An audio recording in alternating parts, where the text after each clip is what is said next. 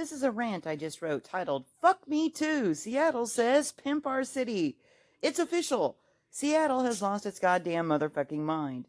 The paradise of latte liberals who ironically once held an army of women in pussy hats screaming Me Too over sexual objectification has once again broke the mold of irony, enforcing out their black female police chief and hiring an actual pimp who earned his living on the literal backs of bitches and hoes to serve as a czar to the city streets for the paltry sum of $150,000 per year.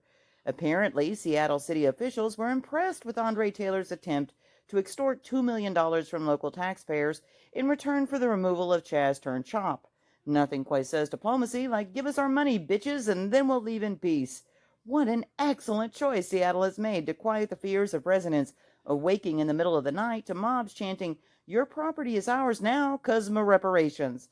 Of course, the unthinking and virtue-signaling Me Too mob will be totally stoked by Seattle's choice to defund the police and hire a self-described escort hustler who built a career on treating women like commodities to be traded for the big bucks. After all, more and more of the neo-feminist crowd, like Cardi B, likes to brag, there's a whore in this house, and will surely have no problem paying up the new street czar's diplomatic demands in the street currency of some wet-ass pussy. Far be it from me to slut-shame when the czar comes a-knocking for the pay-up of a little something-something in return for one's house not being burned down that night.